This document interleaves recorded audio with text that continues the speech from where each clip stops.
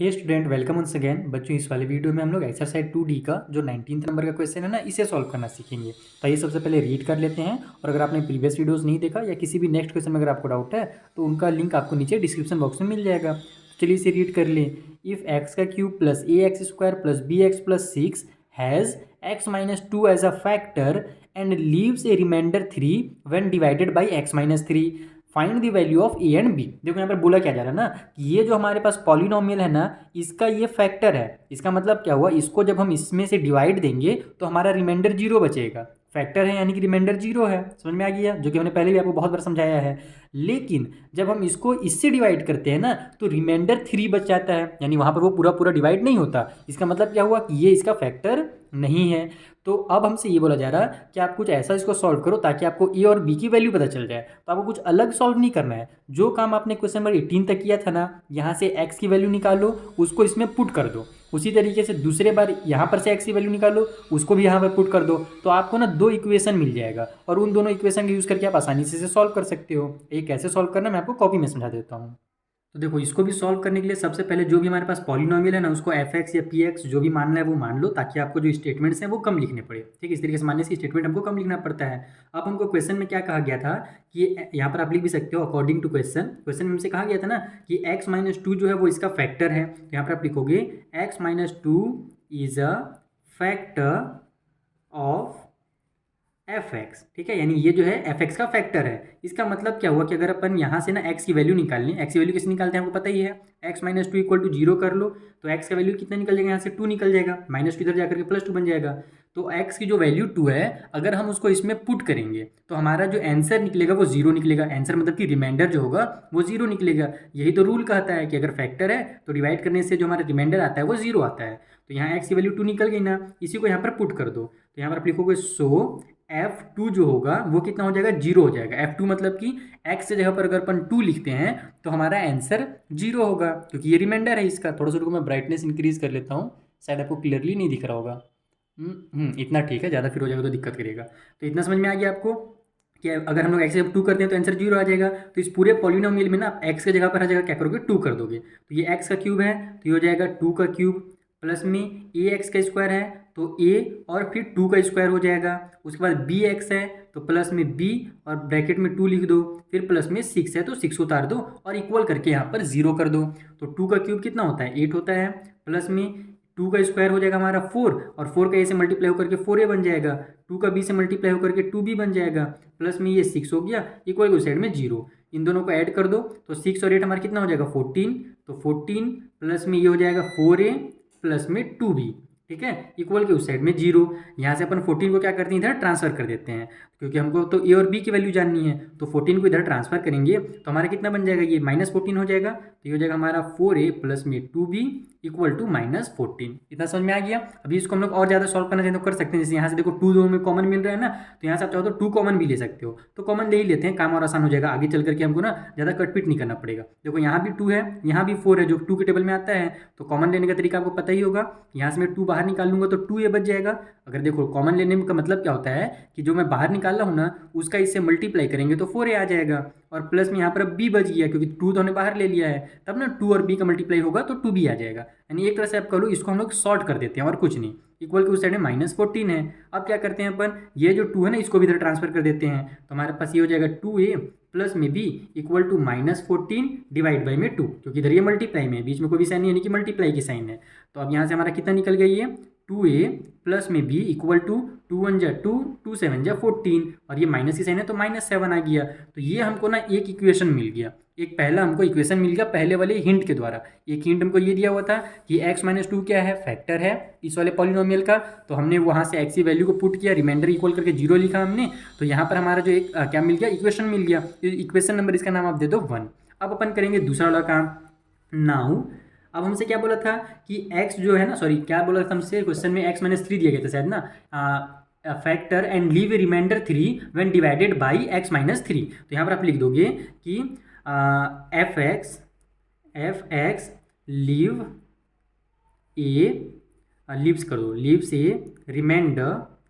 ठीक है, जो स्टेटमेंट देखो मैं कहाँ से लिख रहा हूँ, पूरा पूरा बुक से। कभी भी स्टेटमेंट अपने से मत रटना, बुक में जो दिया रहता है ना वही उतार दो क्वेश्चन से ही। तो f x leaves a remainder 3 when divided by x minus three. यानी जब हम लोग इसको x माइनस थ्री से डिवाइड करते हैं ना fx को, fx में क्यों लिख रहा है, मैंने आपको शुरू में बोला था ना fx इसलिए मानो ताकि बार बार हमको ये बड़ा सा पॉलिनोमियल ना लिखना पड़े। जब स्टेटमेंट लिखें तो हमारा बस काम fx लिख के चल जाए, इसलिए मैं यहाँ पर उसका पॉलिनोमियल के बदला में fx लिख दे रहा हूँ। तो हमसे यही कहा गया था कि अगर हम लोग x माइनस थ्री से इसको डिवाइड देंगे ना तो हमारा थ्री रिमाइंडर बच जाएगा। इसका मतलब क्या हुआ कि अगर हम लोग यहाँ से x की वैल्यू निकालें, देखो x minus three equal to zero कर लो तो x की वैल्यू यहाँ से कितनी निकल जाएगी, थ्री निकल जाएगी। तो अगर हम लोग वो पॉलिनोमियल में अगर थ्री पुट करते हैं तो हमारा रिमाइंडर भी कितना बचेगा, थ्री ही बचेगा, क्योंकि साफ साफ बोला गया था कि गिव से रिमाइंडर थ्री, है ना, कहाँ गया, लीव से रिमाइंडर थ्री बोला था, गिव नहीं दिया था, लीव दिया हुआ था। तो अब हम लोग क्या करने वाले हैं कि जो हमारा ये पॉलिनोमियल है, ये इतना बड़ा जो पॉलिनोमियल है ना fx, उसके जगह पर हम लोग x जगह पर क्या करेंगे, थ्री पुट करेंगे। तो इसमें होगा क्या कि x जगह पर हम थ्री पुट करते हैं तो हमारा रिमाइंडर जो होगा ना वो थ्री होगा। ये इक्वल के उस साइड में जीरो जो लिखा था ना हमने ना, जीरो क्यों लिखा था, क्योंकि ये इसका फैक्टर था, इसका मतलब ये है कि अगर डिवाइड करेंगे तो जीरो आएगा। मैं देखो बार बार एक चीज़ इसीलिए रिपीट कर रहा हूँ ताकि आपके दिमाग में एकदम फिट हो जाए। तो हम लोग जब डिवाइड करेंगे तो जीरो आएगा, इसलिए रिमाइंडर जो है ना, ये इक्वल की साइड में रिमाइंडर को लिखा जाता है, तो रिमाइंडर जीरो लिखा। लेकिन यहाँ पर चूंकि हमको क्वेश्चन में ही बोल दिया था कि जो रिमाइंडर बचेगा अगर आप थ्री पुट करोगे वहाँ पर तो रिमाइंडर कितना बचेगा, रिमाइंडर भी थ्री बचेगा।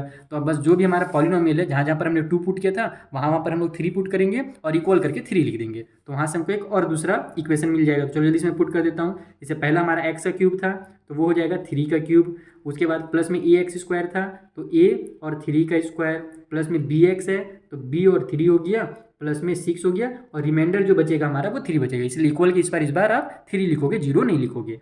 तो थ्री का क्यूब है तो थ्री थ्री ज़ा नाइन, नाइन थ्री ज़ा 27 हो गया ये, प्लस में ये थ्री का स्क्वायर है तो थ्री थ्री ज़ा नाइन और ये नाइन ही हो जाएगा हमारा। उसके बाद फिर थ्री और बी का मल्टीप्लाई होकर के थ्री बी प्लस में सिक्स, है ना, और इक्वल के साइड में थ्री है। तो इसको भी सॉल्व करके जितना हो सकता है उतना छोटा कर दो ताकि फिर हम लोग दोनों इक्वेशन को आपस में सॉल्व कर सकें।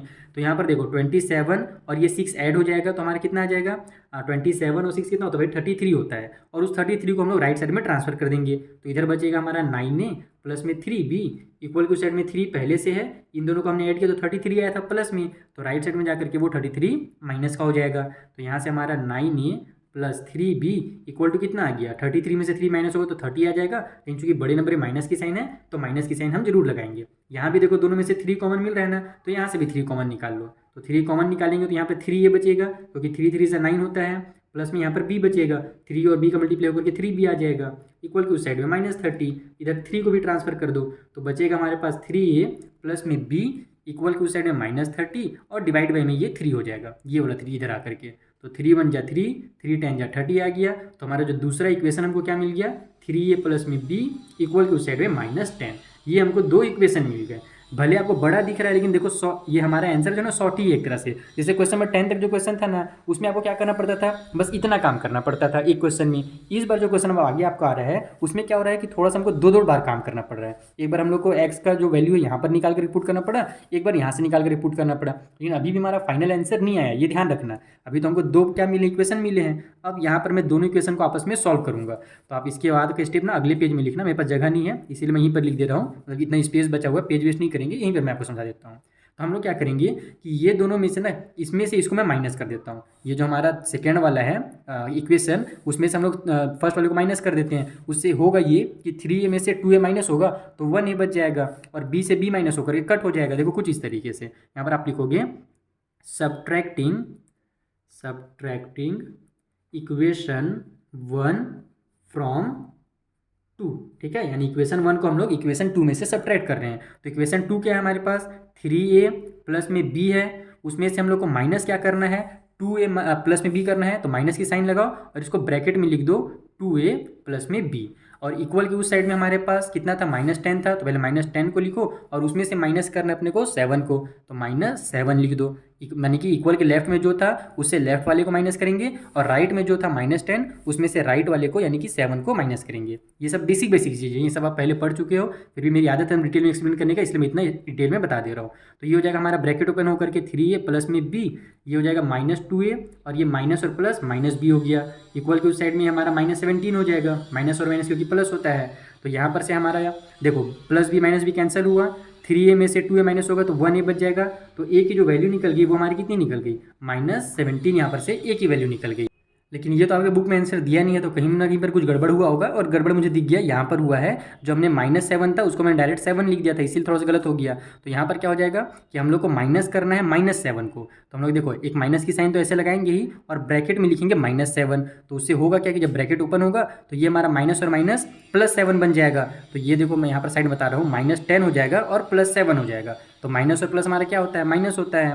10 में से 7 माइनस हुआ तो 3 आ गया, लेकिन बड़े नंबर में चूंकि माइनस की साइन है तो माइनस की साइन आ जाएगी। तो यहाँ पर जो हमारा आंसर है वो -17 नहीं, एक्चुअली -3 आएगा। बस ये साइन की वजह से देखो, छोटा इतना लंबा चौड़ा मैंने मेहनत किया और एक छोटी सी गलती हड़बड़ी की वजह से मैंने माइनस की साइन नहीं लगाई, तो इतना बड़ा गलती हो गया। तो आप ये सब चीज़ ध्यान रखना, हड़बड़ी में ये सब माइनस वगैरह मत छोड़ना बिल्कुल भी। तो ए का जो वैल्यू निकला वो हमारा कितना निकल गया, -3 निकल गया। तो एक चीज़ का हमको वैल्यू पता चल गया ए का। अब हमको बी की वैल्यू निकालनी है ना, तो आप क्या करो, चाहे इक्वेशन नंबर 1 में या फिर 2 दोनों में से किसी में भी ए की वैल्यू को पुट कर दो। जैसे मान लो मैं इक्वेशन 1 में पुट कर देता हूँ, मैं यहाँ पर लिखूंगा ए = -3 इन इक्वेशन नंबर 1। मैं इक्वेशन 1 में क्या कर रहा हूँ, ए की वैल्यू को पुट कर रहा हूँ। तो इक्वेशन 1 क्या है हमारे पास, 2a + में b = -7 है, तो ये हो जाएगा 2, और a के जगह में मैं मल्टीप्लाई करके -3 लिख देता हूँ। जो a है ये मल्टीप्लाई में है, ये ध्यान रखना, बीच में साइन यानी कि मल्टीप्लाई की साइन है।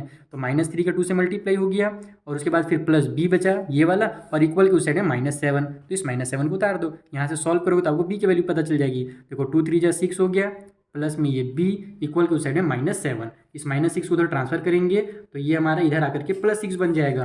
तो b का वैल्यू यहाँ से कितना निकल गया, माइनस और प्लस माइनस होता है, 7 में से 6 माइनस हो तो 1, लेकिन बड़े नंबर में माइनस की साइन है तो -1।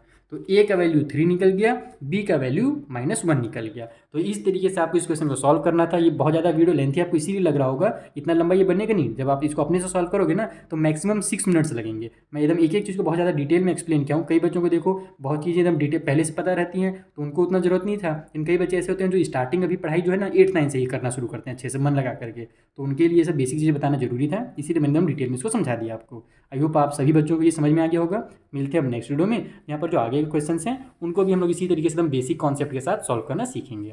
Thank you for watching.